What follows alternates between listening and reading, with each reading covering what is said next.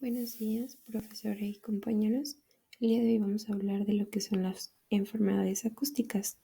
El equipo está conformado por Jarquín Sosa Gemarendira, Pompa Martínez Montserrat, Tapia Ponce Jacqueline, Vázquez Ruiz Abril y su servidora Velarde Velázquez Claudia Ilian. En cuanto a las generalidades del ruido, primero tenemos que comprender lo que es el sonido. El sonido es un fenómeno de perturbación mecánica que va a tener la capacidad de propagarse a través de un medio. Este medio puede ser aire, agua, metal o madera. Y una vez que esto sucede, pues va a tener la capacidad de estimular la sensación auditiva. Ahora bien, ¿cuándo es un ruido? Entonces, podríamos decir que tanto sonido y ruido son prácticamente lo mismo. Sin embargo, cuando el sonido se torna desagradable, y ya no deseas oírlo porque te lastima, a eso es a lo que denominamos ruido. Por lo tanto, podríamos decir que es una definición un tanto subjetiva. Ahora, entrando en materia, podríamos decir que entonces el ruido es uno de los contaminantes laborales más comunes. Se sabe que gran cantidad de trabajadores se van a ver expuestos diariamente a niveles sonoros que van a resultar peligrosos para la audición, además de que, las personas pueden sufrir otros efectos que van a ser perjudiciales para la salud. Bueno, en cuanto a los componentes del ruido, uno de los primeros que tenemos es la frecuencia. Esta también se conoce como frecuencia de sonido u onda sonora. Esta se va a encargar de expresar el número de vibraciones que se tengan por segundo. Su unidad de medida va a ser el hertz y se abrevia como Hz. El sonido va a tener un margen que va a ser muy amplio en cuanto a su frecuencia. Y es que estas, van a tener un margen que va a ser audible por el ser humano y va a estar comprendido entre los 20 Hz y los 20.000 Hz, que va a contar, en bajas frecuencias las partículas de aire van a vibrar pues lentamente y eso va, por ejemplo, a producir tonos graves. Sin embargo, cuando nos enfrentamos a altas frecuencias, estas van a ir vibrando rápidamente y van a dar origen a los tonos agudos. En cuanto a los decibeles, estos se ocupan para medir la exposición ocupacional al ruido, ¿sí? El nivel sonoro se va a medir como les digo, en estos decibeles y pues dada su amplitud de rango auditivo humano, la escala del decibel podríamos decirlo que va a ser logarítmica. Esto significa que la intensidad del ruido no va a incrementar de manera lineal conforme incremente su valor en decibeles. Y aunque más adelante lo vamos a especificar, se dice que ocupacionalmente el ruido que puede ser estable o fluctuante debe ser un equivalente más o menos a 90 decibeles en una jornada de 8 horas, aunque también se recomienda que sea más o menos de 85 decibeles. También vamos a tener infrasonidos, que estos pues son aquellos sonidos que tienen frecuencias inferiores a los 20 Hz y los ultrasonidos es cuando superan estos 20.000 Hz. En cuanto al desarrollo del sonido, quiero que nos vayamos a esta imagen que dice estímulo-respuesta. Es cómo es que se desarrolla el sonido. Y es que para que éste se pueda desarrollar se necesita que se generen vibraciones, ¿sí? Es así como se inicia desarrollando el sonido. Después estas vibraciones pues van a necesitar un medio de transmisión. Este sonido, como les decía en la introducción, puede ser un sólido, un líquido o un gaseoso. Va a necesitar una velocidad para que se pueda propagar este sonido que va a depender tanto de la densidad como de la temperatura, así como de otros medios. Finalmente, esta energía se tiene que propagar a través de una onda. Esta pues energía es la que es la que va a generar más bien la fuente que va a producir el sonido al vibrar y se va a traducir a modo de energía cinética y potencial de las partículas del medio por el cual pues se va a transmitir la onda. Y pues también es importante hablar pues que la medición de la, del sonido, del ruido más bien, se hace a través de un aparato que se llama sonómetro, a través de un nivel de exposición al ruido que se le llama evaluación NERD.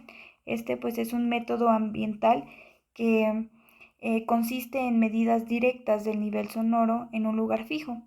Este método va a usar lecturas instantáneas del ruido ambiental durante un periodo de tiempo que va a estar predeterminado para que se pueda producir un estimado nivel sonoro que va a estar ponderado con el tiempo de trabajo. Y pues finalmente nos va a dar tres tipos de sonido, que va a ser un estable, un fluctuante y un impulsivo. El estable va más o menos entre más y menos 2 decibeles, el fluctuante entre 60 y 90 y el impulsivo es el que aumenta de manera brusca en un tiempo menor a un segundo.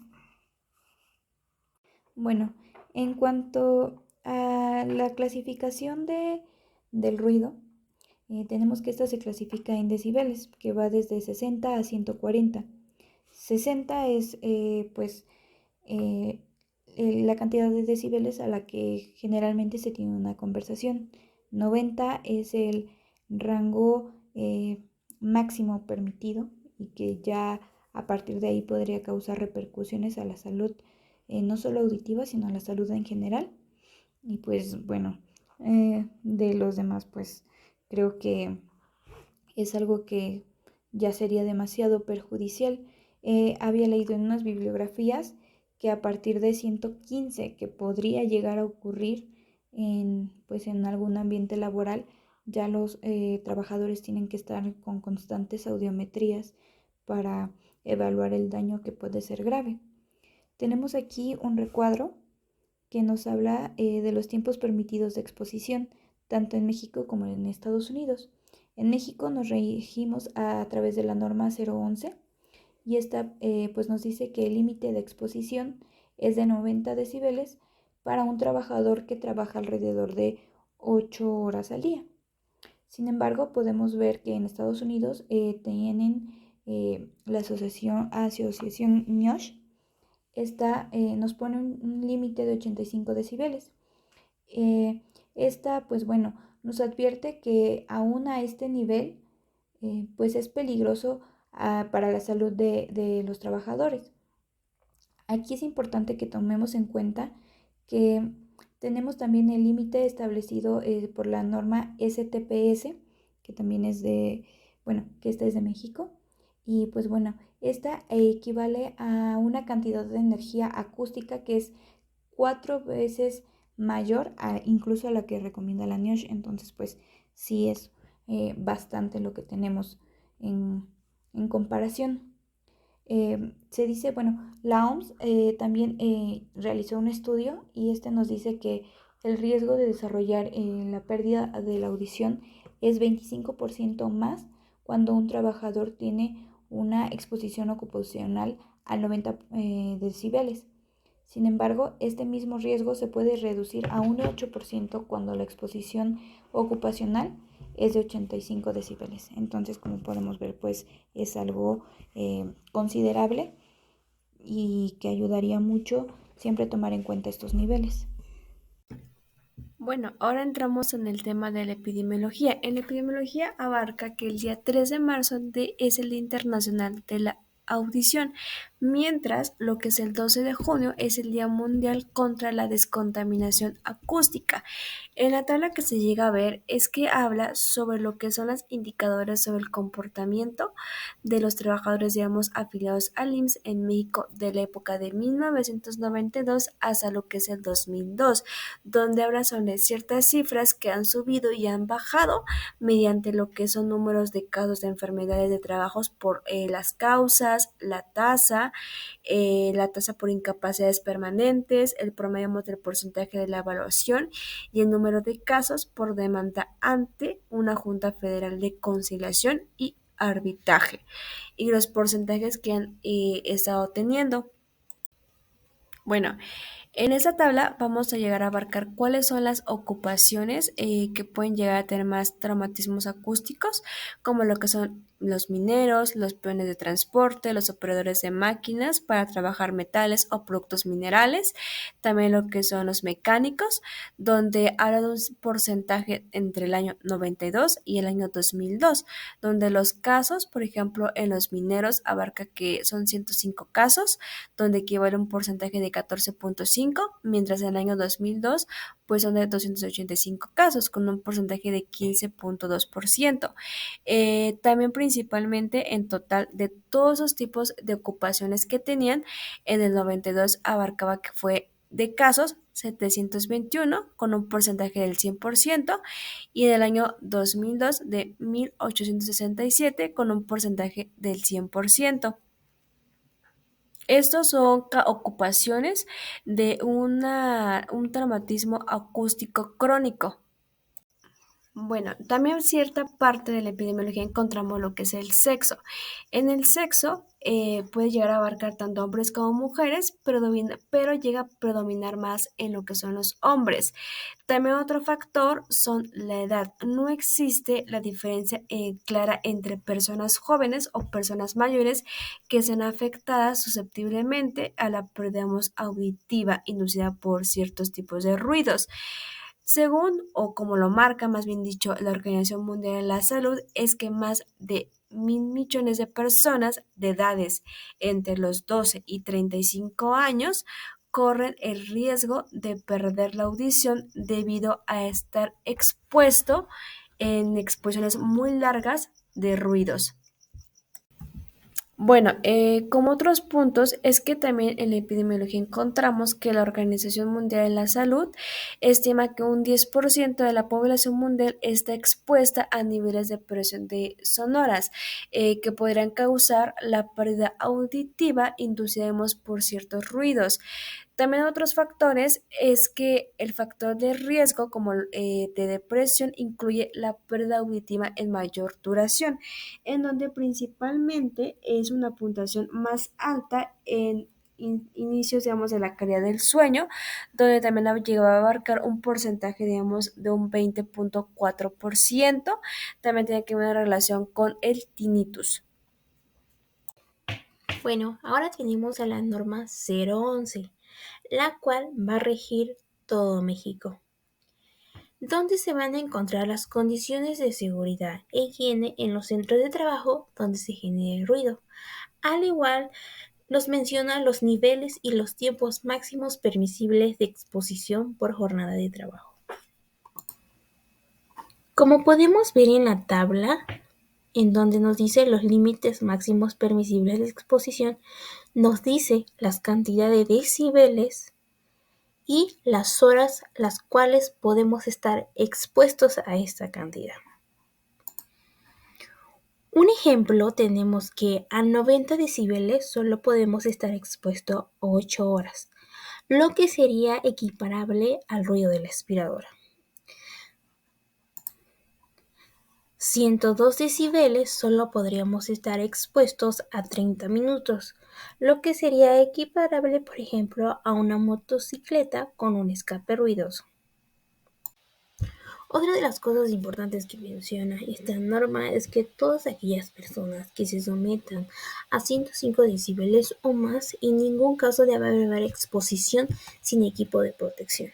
¿En qué consiste este equipo? Podrían ser tapones auditivos o conchas auditivas. Es muy importante que los jefes implementen, conserven, al igual que mantengan actualizado el programa de conservación a la audición. Del mismo modo, informar sobre la seguridad e higiene a los trabajadores y las posibles alteraciones que llegaran a tener en su salud por mantener este trabajo.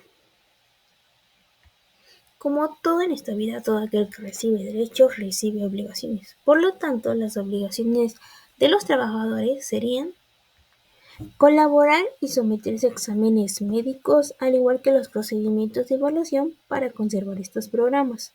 Utilizar el equipo de protección personal de acuerdo a las instrucciones de uso, darles mantenimiento, limpieza y cuidado y reemplazo cuando sea necesario. Ahora bien, vamos a hablar acerca de lo que es la fisiopatología, partiendo de nuestra premisa que va a ser el daño acústico causado por lo que es el ruido. Antes de esto, vamos a tener que es importante considerar ciertos factores que van a influir en el grado de pérdida auditiva. Como primer punto vamos a tener a los niveles de exposición sonora. Este punto nos hace referencia a que van a existir ciertos ruidos que van a ocasionar un deterioro auditivo cuando estos se encuentren en un nivel de volumen superior a los 80 decibelios. Por otro lado tenemos el tiempo de exposición. Esto nos quiere decir que a mayor tiempo de exposición a un ruido de forma constante, se va a aumentar o va a ser mayor la lesión. Y otro punto es el espectro del sonido, que aquí vamos a tener que las frecuencias más susceptibles a que exista una lesión van a ser las que se encuentren entre los 3000 y los 600 Hz. Y como otro punto tenemos la susceptibilidad individual. Un claro ejemplo de esto puede ser la relación con algunos genes que van a volver pues evidentemente más susceptible a este individuo. Se ha observado que en los alelos localizados en el cromosoma 10, el gen AHL, son demasiado sensibles al ruido. Ok, teniendo en cuenta estos factores, vamos a comenzar. Entonces, vamos a tener que va a existir un daño acústico causado por una exposición a un ruido de forma constante y un ruido con diferente intensidad. Este daño va a ocasionar lo que son la muerte de unas células que van a ser las células pilosas externas, lo que nos va a dar como resultado un cierto grado de pérdida auditiva. Tenemos que a mayor exposición, la pérdida auditiva se puede extender a otras frecuencias y asimismo observar distintos grados de afección de la misma. Estos cambios nos van a generar que se modifiquen ciertos cambios estructurales en lo que son las células pilosas internas y las fibras nerviosas auditivas, lo que pues nos va a ocasionar que exista un daño. Entonces, todas estas alteraciones que se van a generar nos van a dar como resultado lo que son cambios en el umbral auditivo de dos formas, una de forma temporal y otra de forma permanente. Ok, ahora vamos a enfocarnos en hablar acerca del cambio de umbral temporal inducido por lo que es el ruido. Ok, vamos a tener que este se va a generar como consecuencia a una exposición y esto nos va a generar lo que son cambios físicos en la cóclea. Un cambio importante es la ruptura de tips links o enlaces entre los estereocilios de las células pilosas externas, con la consecuencia pérdida de contacto entre los enterocilios de la membrana tectoria. Ok, también vamos a tener que va a existir una reducción del flujo sanguíneo en lo que es la cóclea y de igual forma se va a acompañar de una inflamación de lo que es el nervio auditivo. ¿Esto por qué? Porque va a existir una liberación excesiva de neurotransmisores de las células pilosas internas. Esto ocasionado por la pérdida de enlaces que pues van a estar ocurriendo, como se mencionó anteriormente. Ok, también es importante mencionar que si existiera un tiempo de recuperación adecuado a la exposición al sonido, no superior a lo que son el rango de 76 a 78 decibeles, muchos de estos fenómenos físicos cambiarían y esta sensibilidad auditiva regresaría a su normalidad. Vamos a tener que este daño acústico va a variar mucho. ¿Y esto por qué? Porque va a depender de ciertos factores, como puede ser la interacción con factores ambientales, factores individuales y algunos genes de susceptibilidad, como se mencionó en la diapositiva anterior. Y como uno de nuestros últimos puntos, vamos a tener el umbral permanente inducido por lo que es el ruido, que este va a ser la audición resultante posterior a la recuperación incompleta secundaria a un umbral temporal. Ok, entonces vamos a tener que después de una exposición a largo plazo de un sonido moderadamente intenso, va a existir una lesión en lo que son las células pilosas externas. Al haber esta sobreexposición al ruido, va a resultar un desafío metabólico para estas células y para las mitocondrias de las mismas, ya que estas utilizan grandes cantidades de oxígeno para mantenerse a la altura de las demandas energéticas y consecuentemente se va a producir una gran cantidad de subproducto de especies reactivas de oxígeno. Estos subproductos no van a ser deseados. ¿Qué nos quiere decir? Que va a existir radicales libres altamente reactivos que van a capturar electrones de otras moléculas vecinas. Entonces, estos radicales lo que van a tener es que van a tener la facultad de romper moléculas de lípidos y de proteínas en las células, lo que nos va a causar un daño en el ADN de la célula. Entonces vamos a tener que todo este daño nos va a ocasionar un daño acústico o químico que se va a dar de forma masiva. Las células pueden morir a través de un proceso. Este proceso pues va a ser pasivo y va a ser conocido como necrosis. Entonces vamos a tener que en esta muerte necrótica las células se van a ver edematizadas, se van a romper y este contenido va a causar una inflamación. Esta respuesta se va a generar no solo en estas células, sino en células contiguas, dando como resultado pues, que exista una muerte celular generalizada. Entonces, esta muerte celular generalizada que nos va a dar, vamos a tener que van a existir daños irreparables, o sea que va a haber muerte de estas células pilosas que no, que pues como sabemos, estas células no van a poder ser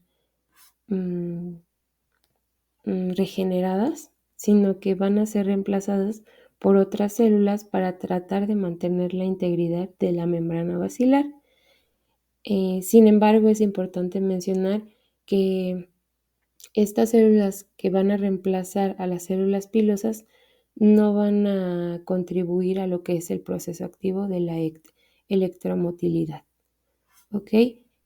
Entonces, como otro punto importante mencionar en la fisiopatología es que vamos a encontrar que en los humanos vamos a nacer con un complejo aproximadamente de 12.000 células pilosas externas y 4.000 células pilosas internas. Pero una vez que estas células mueren, pues no se van a regenerar. Entonces, esto nos va a condicionar a que al haber una pérdida de estas células, pues la sensibilidad auditiva de la región disminuya tanto de forma temporal como de forma permanente, como pues hemos visto. Entonces podemos concluir con lo siguiente. Estas células pilosas van a formar parte del órgano de Corti. Como sabemos, va a estar situado en el interior de la cóclea del oído interno. El órgano de Corti va a descansar sobre la membrana basilar y estas células pilosas se van a situar con los estereocitos hacia lo que es la luz del conducto coclear.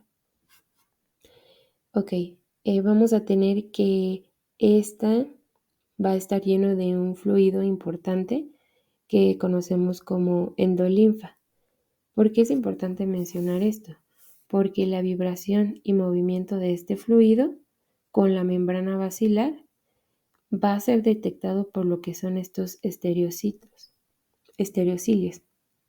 y lo van a transformar en lo que es el impulso nervioso auditivo. Ok, entonces, ¿por qué concluimos por esto? Vamos a tener que al haber una afección en todas estas estructuras, pues nos va a ocasionar que la pérdida auditiva, que se dé esta pérdida auditiva. ¿Cuál va a ser el cuadro clínico que vamos a presentar por la exposición prolongada al ruido? Va a ser la hipoacusia, que normalmente no nos va a dar manifestaciones clínicas, sino que después de muchos años de exposición. Se ha calculado que es aproximadamente después de los 10 años. Esta hipoacusia suele ser bilateral y se acompaña de tinnitus, lo que nos lleva a que los pacientes cuando llegan a su casa pues realmente llegan fatigados y irritables. Por lo tanto, aunque ellos descansen va a ser extremadamente difícil, lo que va a provocar que se cree un ciclo vicioso de fatiga e irritabilidad. Podemos observar esta hipoacusia, por ejemplo, en acciones o en actividades en las cuales se les va a empezar a dificultar, por ejemplo, al comprender el habla cuando hay un alto nivel de ruido ambiental de fondo. Por ejemplo, en una fiesta y que estén conversando, realmente esta conversación pues ya no la van a poder escuchar por el ruido del fondo, a lo mejor de la música. Después podríamos continuar con la dificultad para comprender voces agudas, lo que podría ser la voz de niños o de mujeres, o simplemente conversaciones tranquilas. Usualmente las conversaciones de teléfono no se ven afectadas porque no utilizan frecuencias superiores a los 3000 Hz. Bueno, en cuanto al diagnóstico, de primera instancia vamos a realizar un examen físico que debe incluir la evaluación del conducto auditivo externo y la evaluación de las membranas timpánicas. En eso va a constar el examen físico y de igual forma se recomienda realizar una audiometría. La audiometría consiste en registrar las distintas frecuencias de cada uno de los oídos a través de un gráfico como el que vemos abajo, que nos va a representar en dos colores. Los circulitos rojos van a marcar las frecuencias del oído derecho, mientras que los circulitos azules o las marquitas azules van a marcar la frecuencia del oído izquierdo. Cuando este estudio finaliza, cada uno de los gráficos nos van a mostrar niveles de sonido, tonos y frecuencias. Esto va a permitir una lectura del umbral de audición que va a presentar cada persona. Este umbral va a corresponder al punto más bajo o suave de sonido que pueda percibir una persona hasta que éste le resulte inaudible. Pruebas que estas sí las podemos realizar nosotros, aparte del examen físico, podemos realizar la prueba de Ring y la prueba de Weber. La prueba de Ring es una medición clínica del oído que va a ser complementaria al test de Weber. Esta sirve para entender si la hipoacusia es de tipo conductiva o neurosensorial. El procedimiento se basa en que la persona que realiza el examen va a golpear un diapasón y lo va a poner a 2 centímetros de distancia del meato acústico externo. Después de más o menos 2 o 3 segundos, la base de la horquilla del diapasón la vamos a apretar contra la mastoides y vamos a utilizar la otra mano para hacer una contrapresión contralateral. Entonces le vamos a preguntar al paciente qué sonido percibe con más fuerza.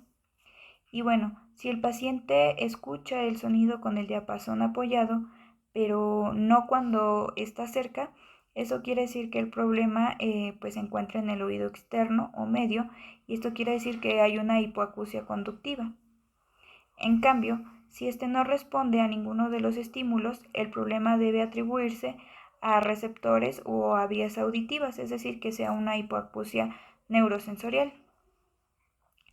En cuanto al test de Weber, este pues va a ser la prueba a la que se va a someter a nuestro paciente que nos mencione que presente pérdida auditiva. Y con este vamos a diagnosticar como les digo, tanto la hipoacusia conductiva y la neurosensorial, es decir, estos son un test de apoyo el uno del otro. El procedimiento igual es con un diapasón, entonces cuando se realice el examen, vamos a golpear el diapasón y lo vamos a colocar en el centro de la frente del paciente. Y pues con la otra mano vamos a nuevamente ejercer una contrapresión en la parte posterior de la cabeza del paciente. Entonces le vamos a preguntar al paciente si escucha con más fuerza a la izquierda o a la derecha o en el centro. Si nuestro paciente pues escucha más fuerte en el oído sano, entonces eso quiere decir que está afectada la hipoacusia neurosensorial. En cambio, si nuestro paciente percibe el sonido con mayor intensidad en el que considera enfermo, esto quiere decir que se trata de una hipoacusia conductiva.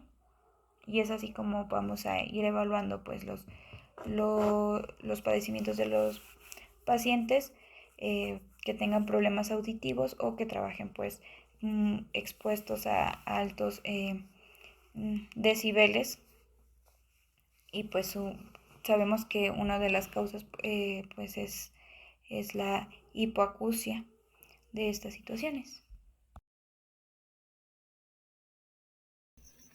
Bueno, llegamos a estar en lo que es el tratamiento. El tratamiento es la pérdida auditiva que depende de la causa de la afección y de la gravedad.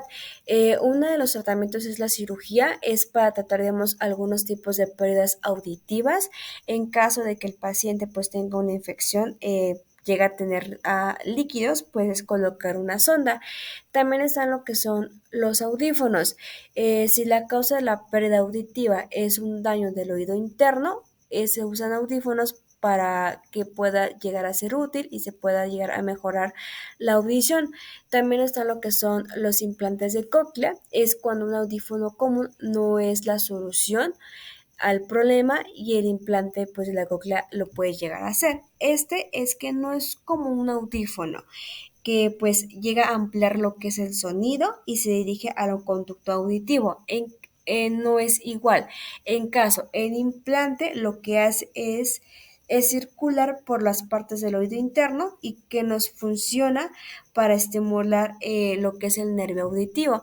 También como otro punto encontramos otro tipo de tratamiento es la extracción de la cera, es cuando hay un tamponamiento que este puede llegar a evitar que la persona pueda llegar a escuchar bien. Bueno, también en la parte del tratamiento encontramos lo que es un tratamiento traumático acústico agudo, donde cuando llegan a ser casos muy graves va a ser la pérdida media de la audición a 50 decibeles, van a ser, digamos, afecciones frecuentes graves como lesiones bilaterales, acúfenos muy intensos y vértigo, incluso lo que es el desequilibrio. Cuando son casos graves, pues va a llegar a ser una hospitalización de 10 días, donde se va a llegar a recetar vasodilatores y corticosteroides. También van a hacer lo que es el dextranos de bajo peso molecular. También llegan a aplicar oxígeno hiperbórico al 100% y si se dispone de una cámara hiperbárica. Cuando son casos no tan graves, pues solamente se llega a realizar vasodilatadores y corticosteroides, y cuando son casos, digamos, muy levecillos, pues nos hacemos un tratamiento. También lo que podemos llegar a encontrar es el tratamiento de trauma acústico crónico. Acá se va a llegar a aplicar lo que es placebo, protección contra ruidos, hipoacusia, que es moderada e graves con auxilios auditivos, y también va a ser bloqueadores de canales de calcio, como lo que es el parapamil. Este es, bueno, produce una dilatación y disminuye la permeabilidad inducida principalmente por el ruido. Continuando con el tema, hablemos de marco jurídico. Sabemos que para el ejercicio de una profesión necesitamos leyes que la regulen. En este caso, para el ejercicio de la medicina del trabajo y específicamente en enfermedades acústicas, vamos a basarnos en dos normas oficiales mexicanas importantes de Secretaría de Trabajo y Previsión Social. En este caso, tenemos primero a la NOM 011, que establece las condiciones de seguridad e higiene en los centros de trabajo donde se genere ruido, así como la NOM 017, que nos habla acerca del equipo de protección personal, así como su selección, uso y manejo adecuados en los centros de trabajo. Ok, esta va a ser importante en este punto, ya que hablaremos a continuación de la prevención. Esta norma nos va a ayudar a escoger de manera correcta un dispositivo que cuente con las características adecuadas para la reducción de riesgos sanitarios, en este caso de personal que está en contacto o exposición prolongada a ruidos que superan la tolerancia del oído humano. Pasemos a hablar de prevención y vigilancia. En este punto, como médicos, nos vamos a apoyar de una herramienta básica que es la historia clínica. Aquí va a haber 3 puntos importantes a considerar en las que vamos a profundizar en el interrogatorio, porque esto nos va a dar pautas importantes para valorar el riesgo de daño auditivo de nuestro paciente. Ok, sin dejar de lado los demás puntos de la historia clínica, vamos a considerar puntos importantes de los antecedentes personales no patológicos. Por ejemplo, trabajos previos de nuestro paciente, qué tipo de trabajos ha tenido y si ha estado en exposición constante a ruidos que pudieran dañar la vía auditiva.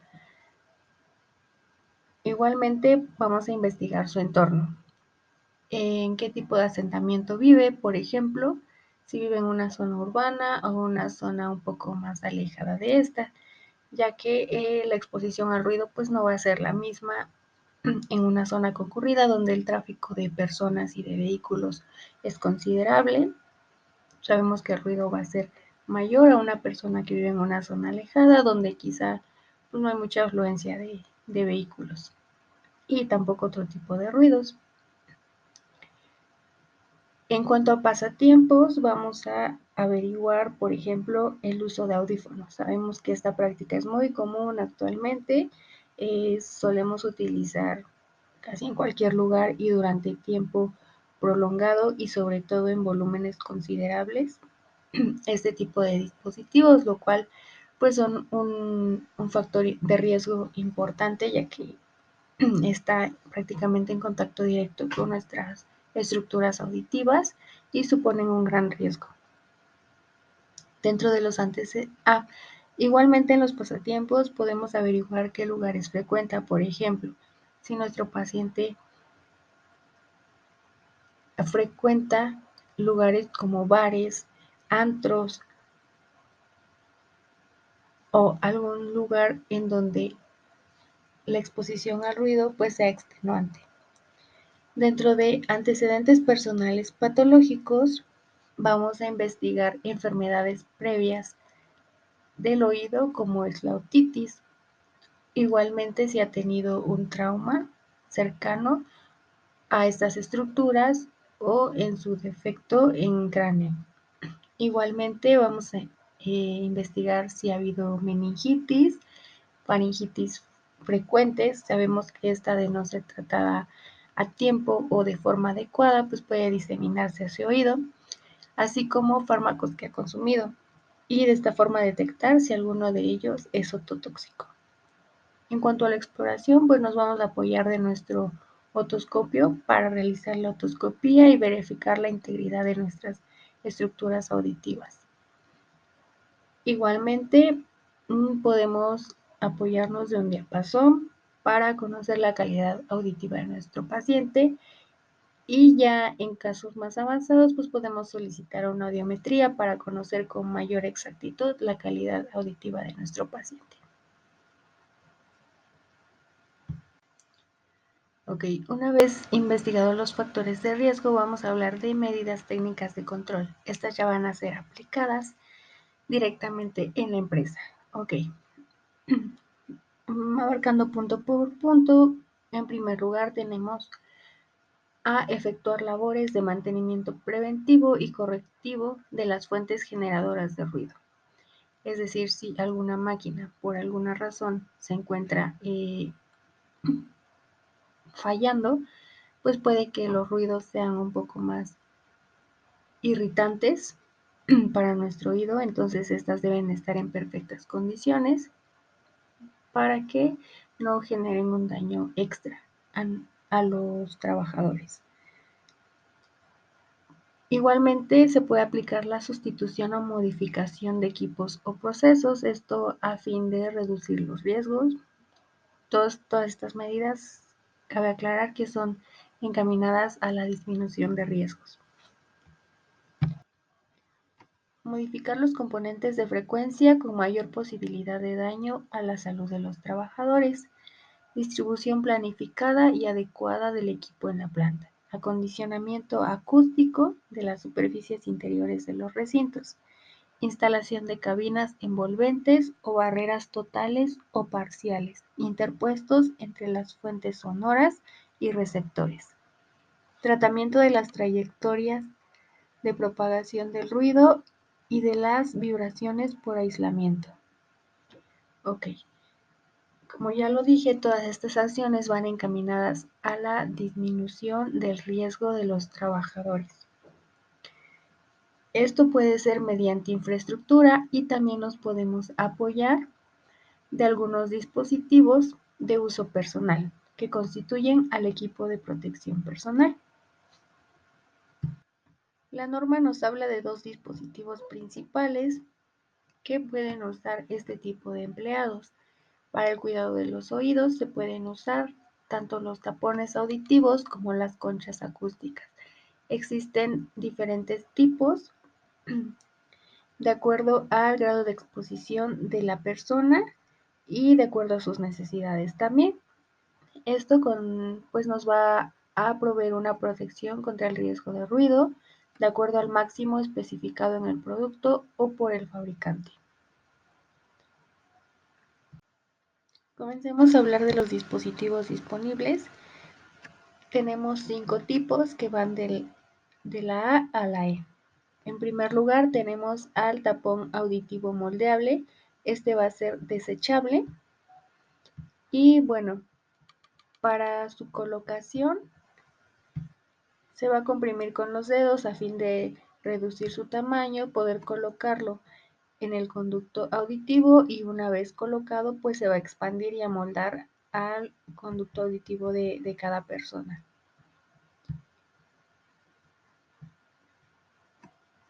Vamos a desecharlos cuando estén sucios y hayan perdido su consistencia original. La atenuación de ruido es alto siempre y cuando estos sean colocados de forma correcta. Ok, las sugerencias para su uso hay que manipularlos con manos limpias. Obviamente no podemos estar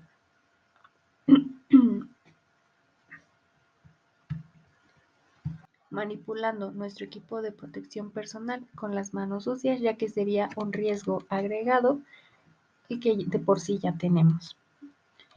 Y bueno, estos son adecuados para uso continuo en ambientes calurosos y húmedos o cuando deban llevarse junto con gafas u otros protectores. Pueden usarse con y sin cordón. Esto porque por su tamaño y pues, su facilidad para manipularlos, pues no nos van a estorbar de alguna manera para realizar las actividades asignadas.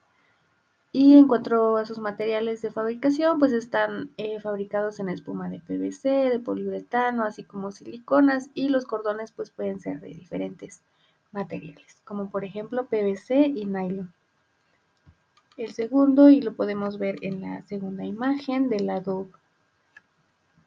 eh, del lado derecho, tenemos al tapón auditivo premoldeado reutilizable. Estos son lavables y bueno, vamos a cambiarlo cuando presente pues alguna alteración en su estructura, porque siendo así pues ya no serían funcionales al 100%. La atenuación de ruido es alto siempre y cuando sean usados de forma correcta. Ok, estos se van a usar también cuando se estén realizando procesos limpios, pero también pueden utilizarse aún habiendo contacto con grasas y solventes. Esto no va a afectar su funcionalidad y bueno, van a utilizarse en exposición continua o intermitente. Son reutilizables y generalmente son de forma cónica hasta con 4 barreras contra ruido.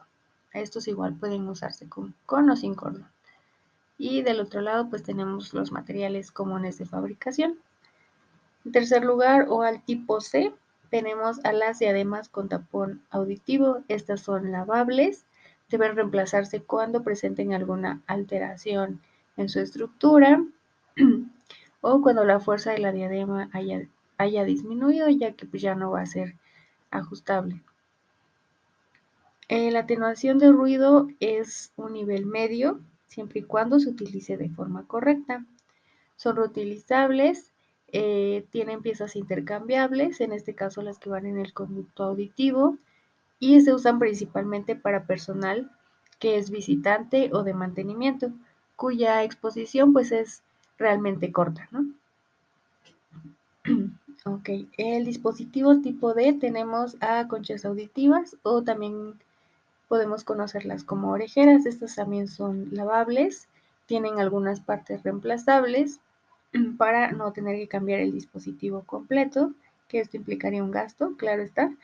Se deben cambiar igualmente cuando presenten alteración en su estructura o cuando la fuerza de la diadema haya disminuido.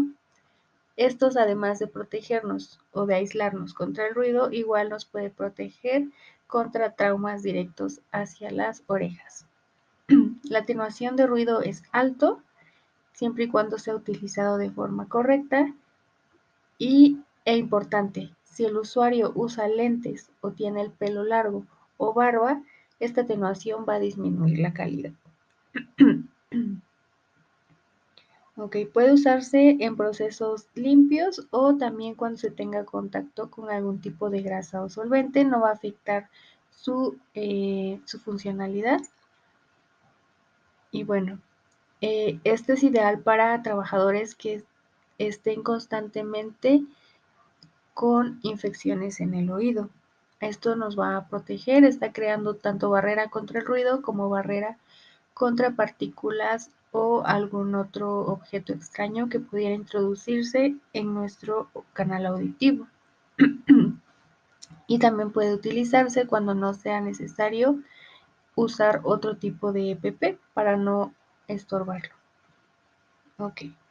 Último tipo de dispositivo tenemos al tipo E, que es la concha auditiva, pero esta va a ser montable en casco. Son lavables, igualmente hay que sustituirla cuando presenten alteraciones en su forma. La atenuación de ruido es alta, claro, es ligeramente menor a las mencionadas anteriormente. Igualmente, si el usuario lleva pelo largo o barba, su eficacia va a disminuir. Se puede utilizar en procesos limpios, así como en procesos donde intervengan algún otro tipo de sustancias o exceso de polvo. Estos van a ser adecuados para jornadas de trabajo con exposición continua o intermitente o jornadas largas de trabajo. Igualmente, en la columna El siguiente nos especifican los materiales que comúnmente se usan para su elaboración.